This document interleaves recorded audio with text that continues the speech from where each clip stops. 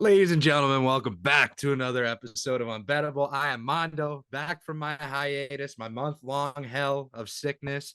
Here with Holmes, here with Gare. God damn, boys, it feels good to actually be back. It has been a minute since the three of us have actually been on. I know I made a little cameo last episode. We'll talk about all that, but feels good to be back. How you guys doing? How was your days? What's going on?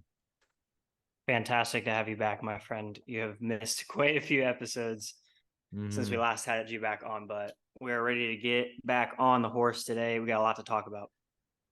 For Yes, sure. sir. Bro, it is great to be on the Unbettable podcast and to also be a Florida Gator. Um, Thank you everybody for subscribing to the YouTube. We officially hit 100 subs. Currently, as this is being recorded, we are at Wow. 108. This is something that I've been grinding on, and I'm glad that it is coming true. I I got a ring light coming in tomorrow. Got a new fucking camera coming in tomorrow. Got new lights coming in tomorrow. Gonna make this shit groovy. Gonna make it a vibe. No more hospital light above my head. We're cooking, bro. We are cooking. Oh Nice. boy. Yeah, for real. Thank you everyone so much for subscribing. It literally brought a tear to my eye. It's been so much work. It's been 2 years of just figuring out what the hell we're doing with this channel. Testing it with Barroom Boys, with Gary throwing cucumbers at people, betting podcasts, you name it. Like we've been working on it. So it was like the ultimate great feeling, but the job's not fucking done yet, and we're gonna keep going. We are excited to keep pumping out content. You guys are gonna like what we got in store, so I cannot wait to show you. But until then, let's discuss something that kind of hurt the bank account, my emotions, made me contemplate just not come back to this podcast. The Rip. fucking natty. The fucking natty. And here's why it pisses me off that Gary's all happy, right? I'm out here week 3. I take Washington, just a future, just a layup, shot in the dark, even. I had no hope in them. Didn't think they were going to go that far. Took them at really plus odds. And, we're going about the season. They're looking great, looking great.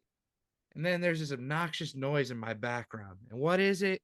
Gary taking Michigan at like week 12 of the season as his favorite in future. Bro, I almost lost my fucking mind when I saw that shit. I was like, are you kidding me? He really just took Michigan as his future. But look, I will say Michigan killed it this year. Congrats to them. Is what it is. It's not like it really hurt the bank account that badly. I only lost $100 off it, so I'm not too upset. But it would have been damn sweet to be able to show that off on the pod. But Gary, I'll turn it over to you. Congratulations. So you can talk about it. Thank you, thank you. Yeah, I know that me taking Michigan was not as big of a risk as Mondo taking Washington. I accept that. But after everything developed with them and the cheating scandals and Harbaugh having to sit behind closed doors, good for them. Um, it might have hurt Mondo's bank account that he lost that, but it also hurt Michael Penix's draft projections. I saw in a report yesterday from ESPN that he dropped from basically a guaranteed first rounder to a projected middle of the second round pick. Obviously wasn't his best game. He also didn't look 100% healthy, in my opinion. Looked a little stiff, a little limpy. Um, but GG's by Michigan. And yeah, I'm excited to see where Harbaugh goes next. I wonder if he's gonna stay there, if he's gonna dip. So we'll just have to see. Yeah. Holmes? What a game, fellas. What a game. What a season. I cannot believe college football has come to an end. I've been dreading this day for so long. But yeah, congratulations to Michigan, man. They have gone through hell and back this season with the cheating scandal. Harbaugh, I think, was suspended 6 games overall this season. So much turmoil throughout that Mhm. whole season for that program. so much adversity, and they broke right through it and came out national champions. So they're gonna remember this year forever. I mean, rushing for 300 yards in that game against Washington was absolutely incredible. What's that kid's name? Edwards. I mean, yeah, he has not. I know he has not produced as much as he has this year for Michigan. But man, those 2 touchdown runs that he had to absolutely spark that team, Yeah. that was electric, dude. That was electric. I feel like from the moment he ran that second one in, I was like, oh, dude, Michigan has this by a chokehold right now, and Washington has a big mountain to climb. And they couldn't do it, Garrett. Like you said, I think Penix got beat up a little bit, did not have his best game. He was missing wide open receivers. I mean, he was missing guys he was not missing just a week ago playing Texas. So, I mean, you just got to really give credit to Michigan. Their front was all over Penix all night. Their secondary played really well. Rush game, that was domination at its finest, folks. So, Gary, you are 2-0 right now on your futures market. You got Michigan to win the national championship, and you had with me the Bucks to win the division. Oh boy, Gary, you're staying hot right now. Let's see if you can keep the streak rolling. Good job, Gare. Next year, let's not do the favorites as your futures. Hey, Hey, bro, if he's man. winning, it's all right. If It's winning, it's winning. But it's frustrating. We'll do it a little earlier next year. We'll do it a little earlier. But yeah, I mean, it again, congrats to Michigan. Unreal season. I mean, the amount of storylines that came out of that program is unbelievable. But let's not overlook what Washington and the Pac-12 did this year, right? The year started off with the fact that, it's disillusion. Everyone's gone after this season. The Pac-12 is no more. And they came out and showed that they had arguably the best conference in all of college football this year. Just an absolutely outstanding season in their final season, capped off with running up in the national championship. So just an unreal way to send that out. Obviously, a natty would be the preferred way, but wow. I mean, that's almost as storybook as you can get for a conference like that. Just crazy. Pac-12. And the SEC is in the shitter, but that's that's it for another day. We'll tackle that later. But yeah, obviously it's off season for college football, which means all eyes are on the NFL. And as much as I like to say the playoffs are the biggest thing we're talking about, it's fucking not. It's this coaching carousel, man. I can't believe all the stories that are breaking right now. I mean, you got Pete Carroll today. He got let go. He's going into an advisor role at the front office. You got Vrabes, the people's coach, getting taken away yesterday. He's out. Belichick's probably out. I mean, nobody is safe right now. And it's wild. It's a wild time. So, Holmes, I kind of wanted to start with you. Where do you see, or who do you see going where? Who's the next firing? Like, what are your takeaways so far from the head coach carousel? Yeah, man, this is interesting that we're literally talking about this with the lead up to Wild Card Weekend, because so much has happened already. Like you said, I think one of the biggest shockers was Mike Vrabel getting let go from the Titans. Yeah. I think that just whole thing, and I think a ton of people would agree. I've seen it all over Twitter. The whole thing came crashing down when AJ Brown was traded a couple years ago to the Eagles on draft night. You could visibly see Vrabel upset when that happened. They had the camera there in the Titans draft room. I mean, that has just fallen apart since that moment, and that team has not gotten back to the playoff prominence that they once had before then. So honestly, I'm really thinking that Vrabel ends up in New England. I know he has such a strong connection with Robert Kraft. I think it would be really, really interesting to see him go to the Patriots.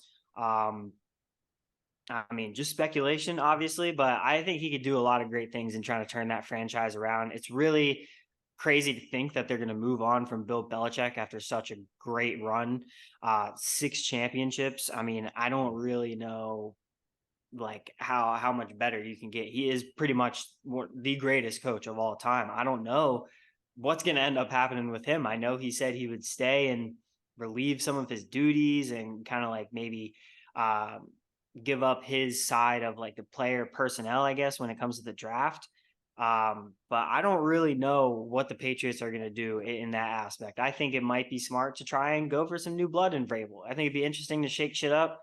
And if you're asking me about the next guy fired, I kind of think that the loser of the Eagles Bucks game gets fired. Ooh, Hot take. really?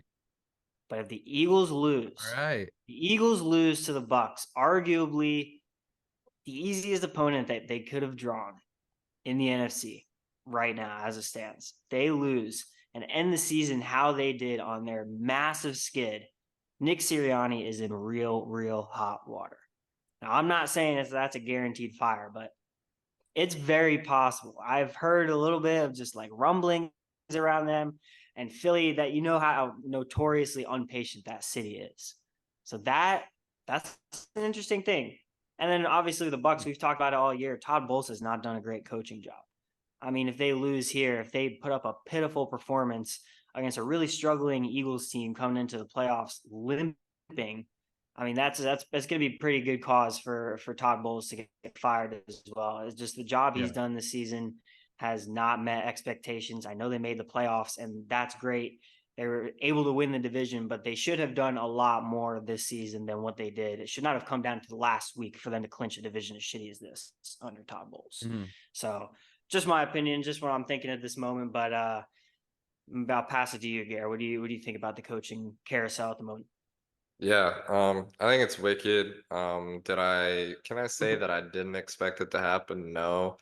But can I say that I didn't expect as many to happen? Yes. Todd Bowles, like Hart was saying, just doesn't have the heart, I think. Heart, whatever. Todd Bowles, I just think doesn't have the heart to continue coaching the young Bucks team. There are a lot of young players out there for the Bucks franchise right now that are shaking up the room. And I feel like they just don't have the proper leadership in front of them to really take their game to the next level. Being under Baker obviously has its perks, but also has its downfalls. I feel like Baker is just such an inconsistent player that it's like you never know what to expect from each week. But the one thing that is consistent is our defense, and that is where you find all the young players. So if we can continue to build upon that, that'd be great. I just don't think it's going to happen under Todd Bowles. One firing that kind of surprised me was Arthur Smith with the Falcons. I feel like they had a mid-year, yes, but I feel like I don't necessarily know if the coach is where their problems lie. They have a great trio in the backfield, with Des or I'm blanking on them, but Kyle Pitts and all them have a lot of potential. Um, and I just feel like I don't know. I feel like he spent too much time on podcasts talking shit, instead of actually developing his team. I feel like every single time I turn on Sports Center, I saw him fucking shooting the shit with Pat McAfee. So I guess I'm not too surprised, but I feel like they didn't really have a year that was so bad that they need to fire him. Put it that way. So I'll actually rebuttal to this. Gary, I want you to think about shopping for a car, right? And your dad has 4 cars lined up right in front of you: a Ferrari, a Lamborghini, a Prius, and a I don't know, a Buick. And your dad says, Gary, you can use 2 of these, but I'm gonna pick the 2. That's what Arthur Smith's telling his offensive coordinator. And instead of the Ferrari and the Lamborghini or whatever the fuck I said, he's using the Buick and the Prius. He's not using Bijan. He's not using Kyle Pitts. And his damn sure should not be in this fucking organization if he's not going to use his 2 best players. That's why he got fired. Because in my eyes and in every fan's eyes, if you are not using the talent that you consistently draft in the first round and you waste everyone's time, like you can't be coaching an NFL roster. And you especially can't be giving input on play calling on an NFL roster. Like it didn't make sense from the jump. And I knew that when Kyle Pitts wasn't getting his fair share. We talk about it all the time. He got a tough shake. Kyle Pitts could be easily a top 3 tight end in all of football. And then he repeats the same process with Bijan, who I don't even think got over the 1,000-yard mark.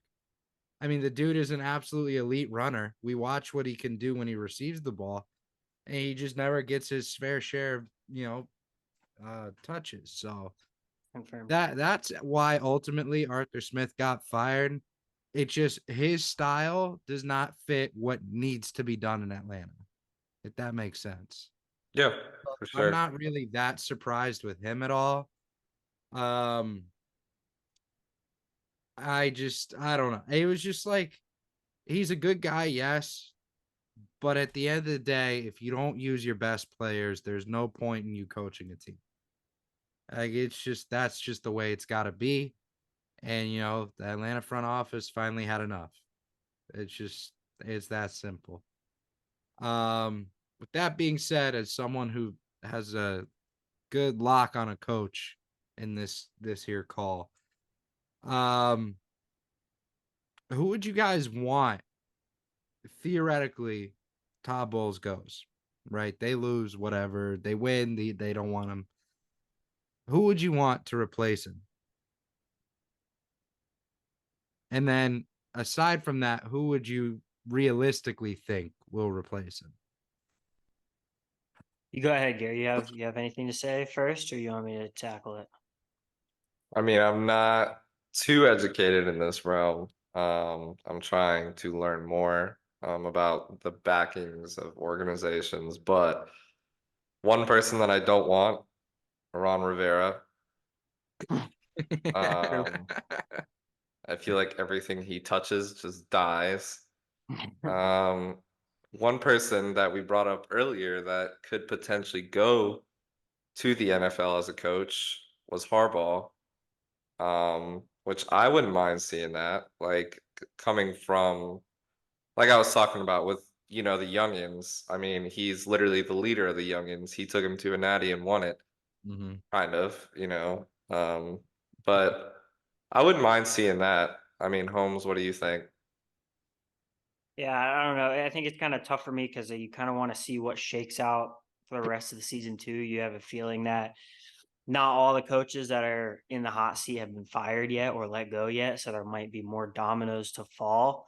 Um, I mean, I would love to see a Vrabel come down and coach the Bucks. I think that'd be awesome. I would love that guy's style coming down. He blends well a lot with young players, and he brings a very defensive, physical mentality to football. And I think that is one thing that the Bucks can really, really benefit from, especially in the trenches, where he kind of specializes a little bit. So I think that would immensely help us out. I mean, that's probably like a long shot in my opinion. I mean, if you had to pick something realistic, the Bucks might kind of start from scratch and go with somebody from college. Might go with a coordinator in the NFL that they're looking to promote.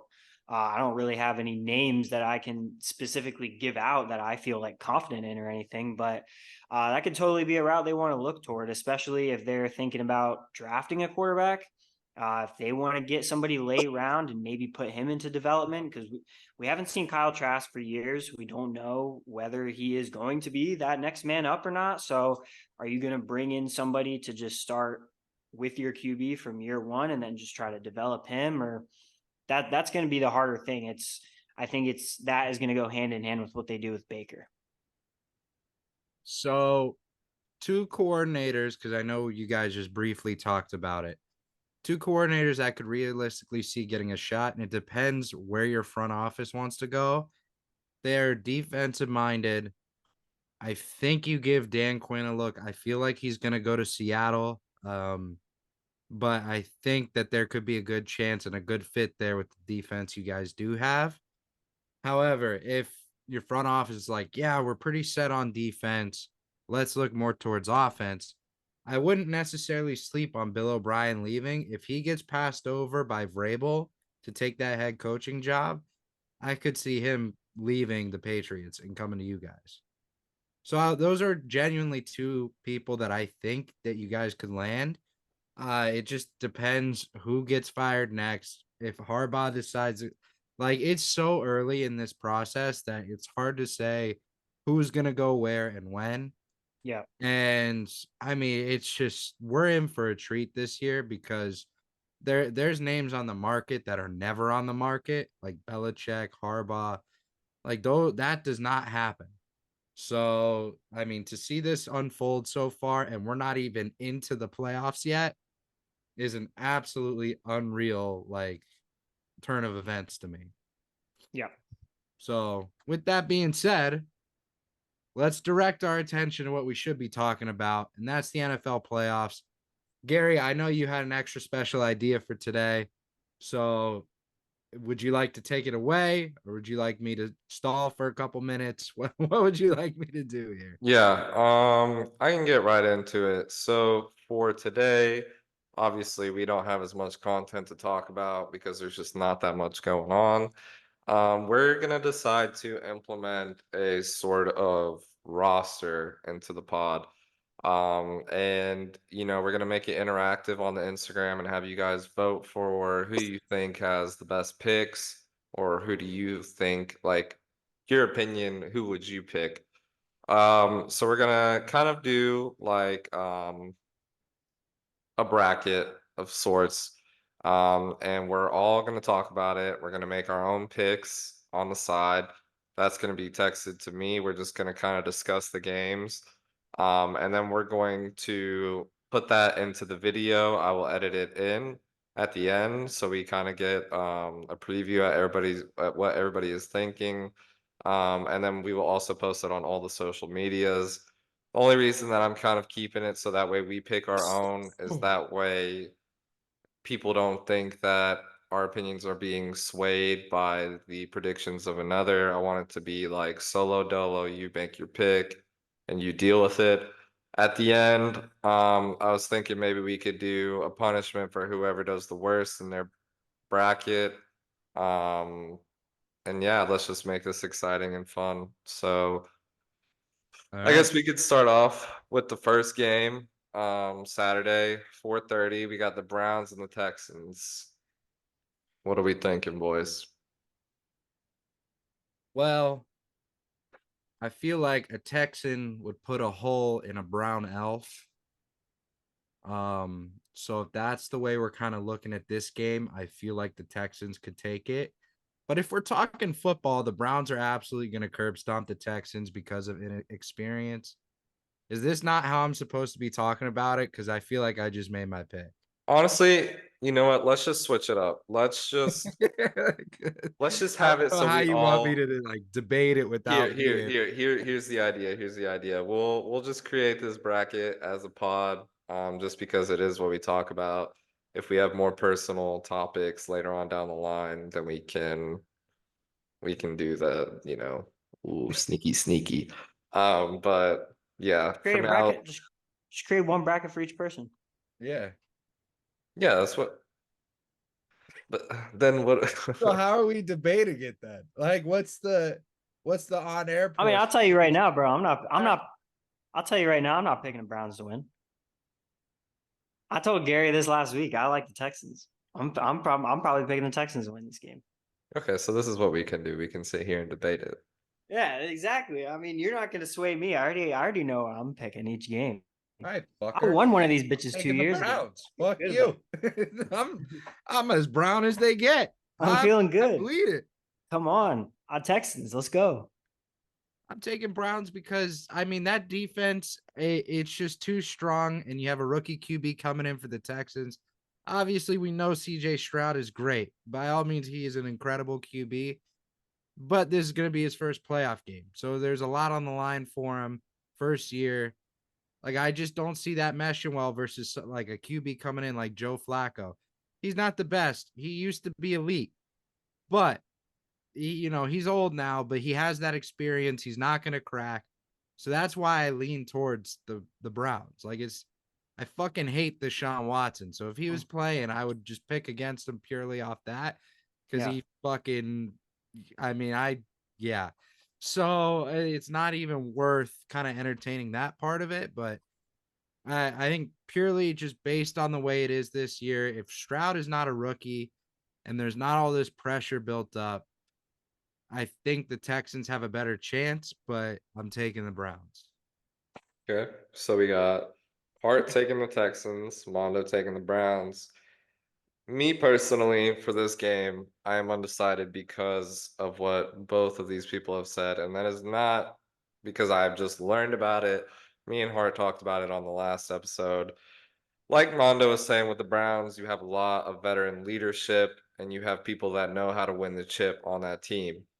At the same time, you have CJ, who is going to be playing in his first playoff game as a rookie in Texas under the lights. I personally don't like, I'm literally going to quote Hart on this one. I don't think the lights would be too bright for Stroud. Um, he's a great quarterback and he has set records. And it's just tough because Joe Flacco came in so late in the game, but he also made such a difference. Mhm. So for this one, I'm going to leave my pick off the table, and think about it some more. I'm Very, most Fair enough. likely leaning towards the Texans. If I very had to make a most political. I think. likely pick, I would pick the Texans. There it is, Ah, Gary. I love it. he's a Texitarian down there. So the next game we got on the board, we got Dolphins Chiefs on Saturday at 8 o'clock. Chiefs currently favored by 4.5. I'm gonna make my pick first.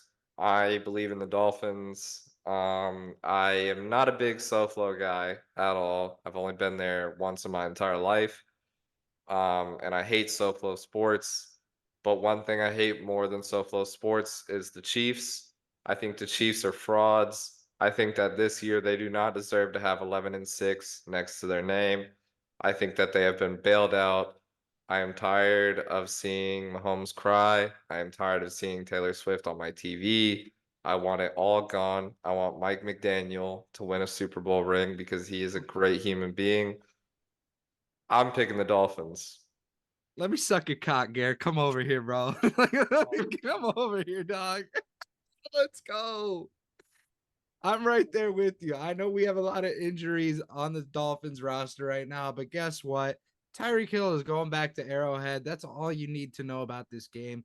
The Kansas City Chiefs have been on a 4 or 5 game slide right now.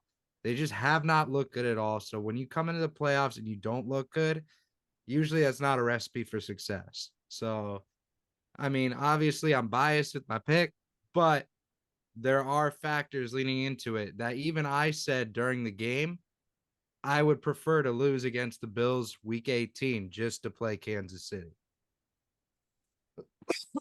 So that's where I'm obviously leaning. I mean, that's not a surprise to anybody, but Holmes. I am going to go against you both, and I'm going to take the Chiefs. Yeah, fuck you. Simply for a couple of reasons. I honestly think the weather will be a factor. I know they've been talking about it a lot, but dude, it's going to be 0 degrees in Kansas City. It's going to be 0 degrees. That is a projected weather for that day. And it We got is. hand warmers. What's up? We got hand warmers. Well, I'm sure you do. I'm sure they got a ton of shit on that sideline to help keep you warm. But boy, I think that is going to be a factor. I mean, this is the team that plays in probably the warmest weather all year. So I think I'd be a fool to not think that it might have a little bit of an effect on this Dolphins team. And then the second reason, I mean, simply put, is just there's a ton of injuries on that defensive side. Having your 2 best pass rushers out for the season, having a lot of injuries in the secondary. I know that Patrick Mahomes has not had his greatest season. The Kansas City offense as a whole has not really looked that fluid under Patrick Mahomes this season. The receivers have not done a great job at catching the ball this season. But I do think that Patrick Mahomes will find a way at home with that rockin' Arrowhead crowd to be able to find a way to pick apart that defense. It'll be a close game. I think it'll come down to it. Might be a last second score to win the game. But I see the Chiefs being able to take it. I think Patrick Mahomes will just have the edge over that beat up defense. And I'm going to rock with Kansas City in this game. How are Okay. you gonna rock with the team? I mean, this is what our social team's posting right now. What the fuck are we doing? No way. Yeah, I think a really good point by Holmes there. 0 degrees is fucking ridiculous. Honestly, I'd have to sit my ass out for that one. But we keep it pushing. We go on to Sunday. 1 o'clock slate. Oh, there is only 1 o'clock, 1 1 o'clock game. I don't know why I said slate. You got the Steelers and the Bills. Buffalo currently favored by 10 points. I'm gonna rock it with Vegas on this one. Actually, as that came out of my mouth, I don't like the way it sounded. Mahomes. Mondo, what do you think? So obviously, I would love the Steelers to pull off the upset of the century and just dominate the Bills. The problem is, man, the Bills have come in absolutely way too hot to the playoffs. And we've seen teams do this in every single sport. You know, they heat up in the back half of the season and they ride that all the way through the playoffs. So as much as I want the Steelers to win, I feel like this is a no-brainer to pick the Bills. And I hate saying it, but there's just no other way that this can play out realistically. I mean, you look at all the matchups, like the Bills just dominate in every position, aside from maybe running back.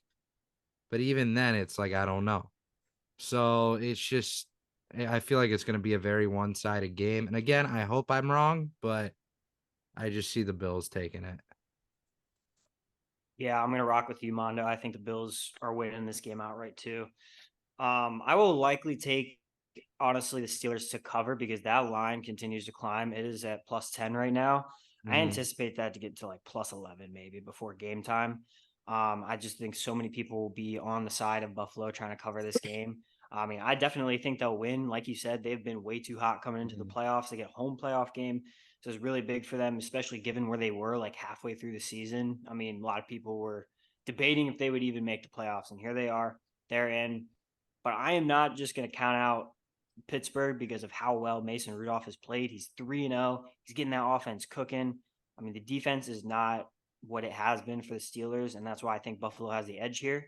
But I do think the Steelers will be able to keep it close. So when we do the show on Friday, Steelers to cover might be a good bet of mine. I will say the Bills are also playing with a chip on their shoulder. We here in Miami, more specifically Hialeah, decided to take actions into our own hands after the game and shot and killed a Bills fan. So, Jesus. with that being said, prayers up to that family. We do not claim the Dolphins fan that shot and killed anybody, but needless to say, the Bills have a chip on their shoulder this game. So, yeah, I don't know if you guys saw that story, Gary. It doesn't look like you saw that shit. Oh, So, dude, that's fucking Gary's awful. trying to hold in a joke. I can tell when he looks away like that. That's how you know. No, Gary, this is no joking matter. Like, this is not funny. You should not be laughing about it. Very insensitive of you. It just caught me so off guard. Like I was thinking it was gonna be like some historical fact, and then we're talking about how some dude got dome popped after the game. Like No, that's don't say wicked. that, bro. Um, dude, That's wow, fucked, bro. Dome popped. that's fucked up. That's crazy. Yeah, we do not claim that Dolphins fan. Fuck Yeah, him. I hope he goes to jail. holy shit. But yeah, I was just doing a little bit of background research while y'all were talking. I'm most likely gonna go with the Bills here. They are playing at home. I feel like that Bills Mafia, when it comes time for playoffs, is gonna be crazy.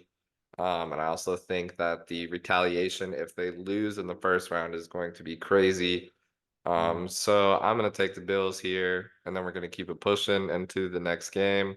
Again, RIP to the dude that got shot. That's fucking wicked.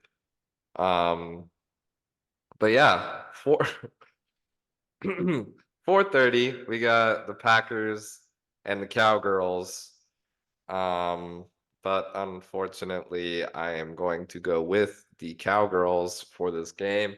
They are playing at AT&T in Dallas. They do not lose in Dallas. We know this. It's like, a record that just won't stop playing. We keep talking about it and they keep winning, even though everybody wants them to lose. They won't. Dallas defense is nuts. They've been nuts all year. Green Bay offense is super inconsistent. Like I said in the last episode, one day you think it's the second coming of Aaron Rodgers. The next day you think that they are a Pee Wee football team. And Dallas just doesn't do that. So for this, I'm going to take Dallas. Holmes. I'm not gonna lie. I thought this was gonna be a lot easier of a pick. I was gonna pick Dallas, no doubt about it. Till I found out yesterday that Green Bay at AT&T Stadium is 3-0. 3-0. Gives me a little bit of worry. I don't know what it is, but is there some Green Bay juju that's going on in AT&T Stadium? The NFC divisional playoff game in 2017, Green Bay won 34-31. I'm not saying it's going to happen, but I'm telling you right now, Packers +8. I will be on it. You can put me down for the Cowboys to win. Cowboys will win outright, but Packers to cover. I love that. Well, I too have a tickle in my balls about this game. The Cowboys are elite at home. So give me the Cowboys. I do like that Packers +8, though. I'm right there with you, Holmes. So give me the Cowboys as the outright, though. I think Mike McCarthy gets fired also if they lose this game.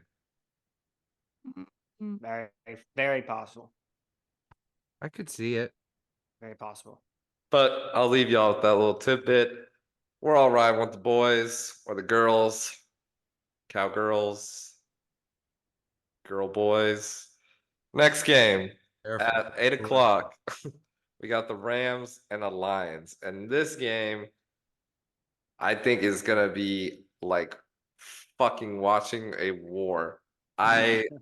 Matt Stafford coming back for blood with the Lions. I don't know, dude. This is genuinely, I think, the toss up of the weekend. Simply because of that reason. I think that Matt Stafford is absolutely gonna ball out to just say fuck you. And I don't know, dude. When is the last time the Lions went to the playoffs? Too long ago, bro. Too Yeah. long. The Rams know what it takes to win a Super Bowl. They've done it in the past 5 years. I don't remember which year it was.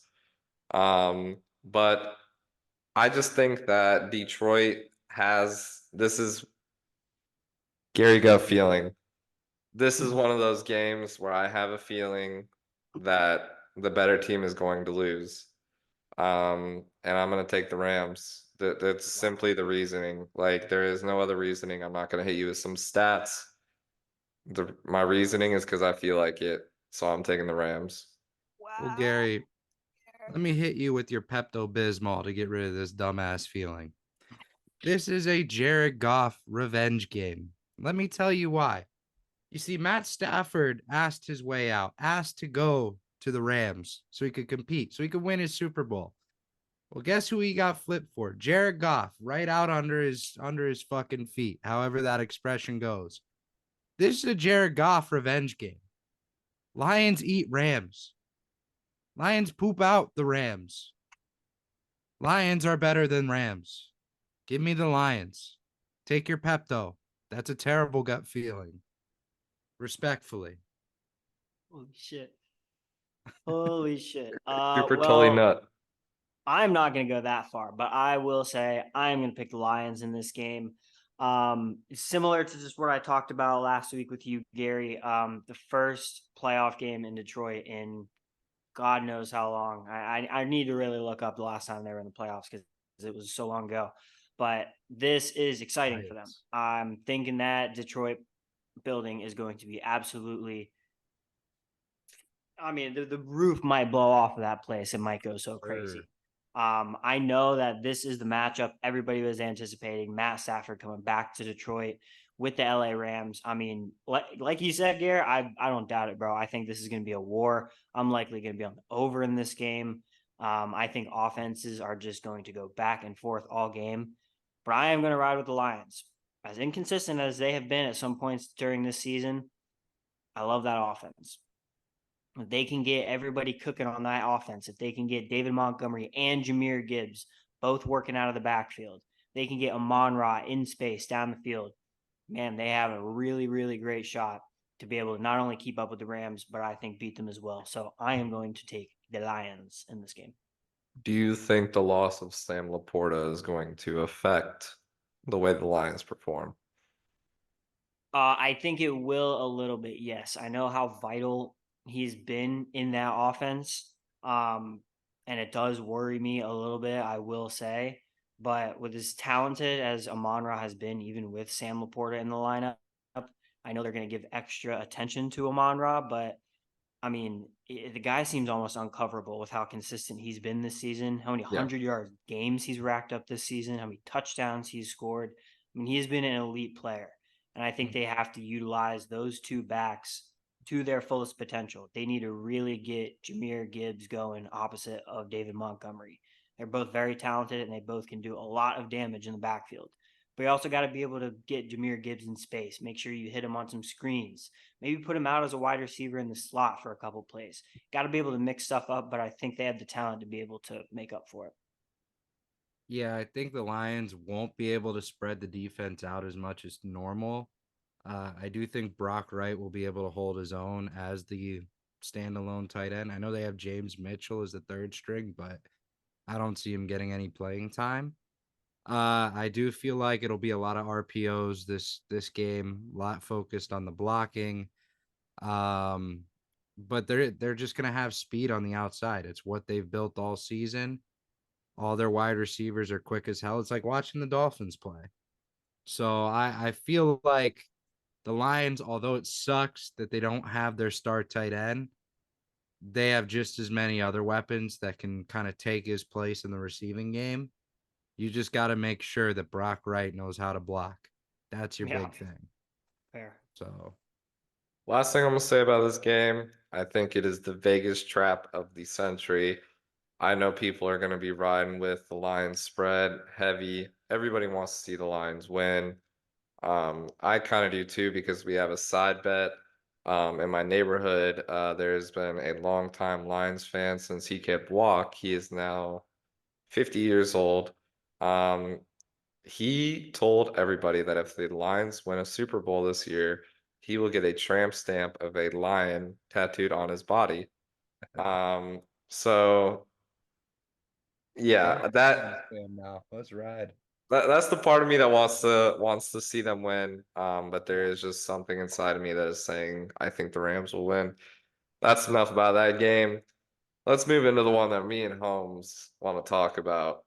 Monday night, 8:15, Eagles, Bucks.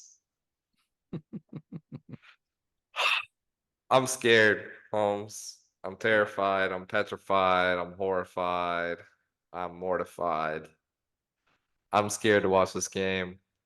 I feel like this is a good spot for the Eagles to get their get back on everybody who has been shitting on them all year. I think it is a good spot for the Eagles to push on to the Super Bowl and win it again or win it for real this time. But I also feel like this is a good spot for Todd Bowles to keep his job.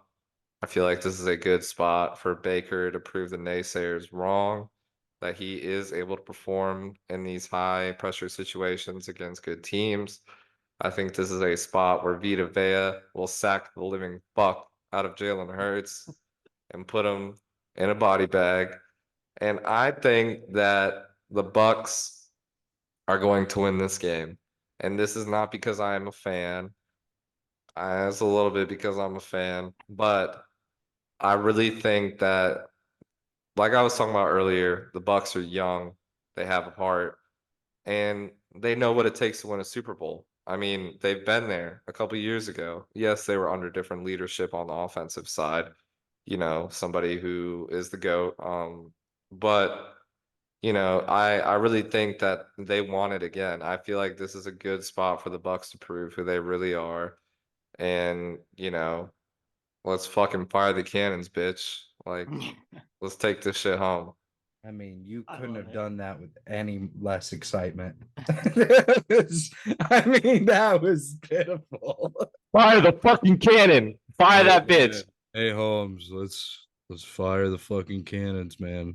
Let's bring this bitch home.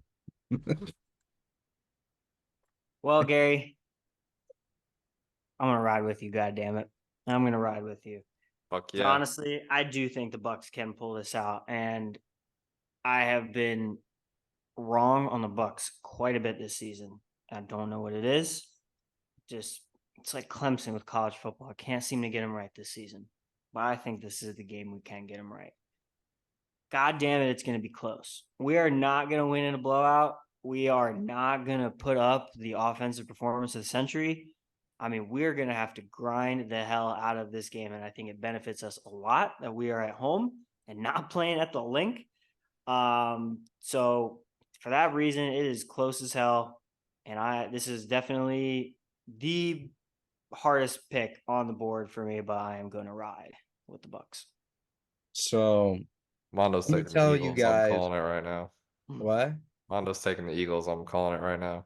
Let me tell you guys why you are in the best spot for the upset compared to any other matchup the rest of the weekend. Let's start first. You guys are at home. You play extremely well at home. As we've seen of late, the Eagles do not play that well on the road. So that's a big thing right off the bat. I mean, we see it over and over this year. The home team, obviously, they're going to have the advantage, especially in a playoff atmosphere. The second thing is the momentum, right? The Bucks are building on the momentum. They're winning. The Eagles, on the other hand, it's been a downhill slope since like week, what, 14, 13? Yeah, it's been tough. So it's the similar situation to the Chiefs, right? You're coming in low momentum, low morale against a team who's got something to prove that they deserve to be here. You know, that they've been battling all year through thick and thin. And then on top of that, you have Jalen Hurts, who is hurt. I mean, he bent his middle finger in about 6 different ways that last game, costing me my fantasy championship, by the way. I want that on the fucking record. So I'm a little pissed off by that. Anyway, he's not going to be able to throw the ball like normal. And with the defense that you guys have and the rushing ability you have, the more pressure you guys put on them, the more he won't be able to react because he can't just throw the ball away. He can't just launch it downfield in hopes of, a prayer shot. He doesn't have the arm strength because he can't really grip the ball. So, with all those in mind, I feel like you guys are in the best chance of any team to pull off an upset this weekend. And it's a good opportunity. I don't know where I stand with this game. I really don't. If you told me, before last weekend, yeah, I'd be hammering the Eagles. I genuinely don't know anymore. I have no pick. My gut's saying go with the Eagles because they're the more sound team. But at the same time, like if you just look at all the factors, there's not a good reason to take the Eagles anymore. There's just not. Yeah. Everyone's in disarray. The locker room's in shambles. Everyone's hurt. I don't know where my head's at with this game. I know you guys are quick locks with the Bucks. I just don't know where I'm at. I think it's not going to matter. I feel like whichever team wins this game is going to lose in the next round anyway. Yeah. No offense, but I feel the same way. that's just kind of where I'm at. It's like as much as I want to give a pick, like I don't know, and I don't think it's gonna matter. If it does, I hope I get proved wrong, but I don't think it'll matter. So, but that's why I think you guys have a good opportunity to upset. It's good shit. Respect that. So, Well, that's a wrap for well, the card. We'll get back and have to do the divisional round when we find out the results of this weekend next week. Yes, sir. Keep track of that, gear. You got that. Yeah, sorry, I got my thinking voice on right now because Mondo turned on his thinking voice as well. So I'm like I'm emotional. I hate to say it. I don't know what to think. It's tough, man. It's gonna be a tough week. It's gonna be fun to watch. Like, let's be real here. We're finally at playoff season. We've been waiting for this shit all year long. Like, it sucks we have no more red zone. Sucks there's no more fantasy. But guess what? We got some good damn football to watch, and that's what we're gonna do. We're gonna watch the fuck out of it. So let's do that. Let's enjoy it. We'll report what we have. We'll bet what we bet. We'll have a good goddamn time no matter the outcome. How about that? You know it. That turn off your thinking voice. Yeah, me and Hart might have to link on Monday to watch that game. Yeah. You That guys could should be just slide down here. Come Holy to the shit. Hard Rock Casino. what Hart? Bro, breaking news, breaking news, breaking news. Alabama head coach Nick Saban is retiring. Oh, I just saw that. What the fuck? You're shitting I me. swear to God. 4 minutes ago. No Done. way. Just No reported by fucking ESPN. way. Just reported by ESPN. Holy Wow. shit. Breaking news on the end of the pod. Incredible. What a career. I fucking hated him for like a little while Dude. after he dipped on the Dolphins, but holy shit, the GOAT's done. Mad respect. I can't believe this. Gary, Bro. get this episode uploaded and say live reaction to Nick Saban firing. Alabama portal about to go Oh wild, my bro. God. Dude, I feel like we just learned he died or something. That's incredible. I mean, a Part of college football just just died. died. Part of Like, college football literally just died. Oh my God. We just witnessed this in real time. Holy shit. I never thought I'd see the day. I thought he was gonna be there till he actually died. Holy shit, dude. That's incredible. That is incredible. I cannot believe that. That is the last thing that I expected to see today. Wow. I guess he's just been mulling that over like the past couple weeks after the loss, or like has he still been recruiting? I mean, there's been kids committing to Alabama. They've been working the portal a little bit. Like, damn, that is that is really, really weird. unbelievable. Yeah, that's crazy. Somebody in the group chat just goes, "It's okay, guys. He's retiring from college football so he can coach the Titans." Dude, fucking hell. No way. I think he's done with everything, bro. There's no Oh, way he 100%. doesn't. I feel like I low key think it's because of Pat McAfee. That man's had so much fun on that show Yeah. that he thinks it's over. He's like, dude, you know how much money I can make just doing TV and like not having to worry about the year-round stress of recruiting and transfer portal and player development and all of this bullshit. I mean, dude, with a resume like that, it doesn't really matter that you lost in the semifinal this year. The dude has 6 national championship titles. I mean, that's Bill Belichickness in college. That's crazy, dude. I mean, he's 72 years old. So like a Yeah, life well lived. yeah, for sure. Yeah, go off and live, bro. Like you've already proved your point. You are the GOAT college football coach. Go I don't think drive you that have Rari anything. around, Saban. Go whip that Yeah. bitch. Damn, man, kids at Alabama, I don't even know what would be going through their heads right now. If I was at Alabama, I'd be getting really fucking I drunk know tonight. exactly what's going through their heads. It's getting tweeted out as we speak. It's crazy, man. Do it Backing on into the our portal. page. Do it on our page. Do it on our page. It's late. Too late. Sorry, Gare. All right, yeah, well, that's a good way to wrap this up right here. Yeah. Mondo, send us home. All right, if you did enjoy the episode, please like, subscribe, share with everyone you know. We broke that 100 bomb and now we're going for 200. So we will see you guys on the next episode. We hope you enjoyed. Holy shit, Nick Saban's done. Holy shit, NFL. Holy shit, holy shit. We'll Do see a you heart guys move. on the next episode. Peace.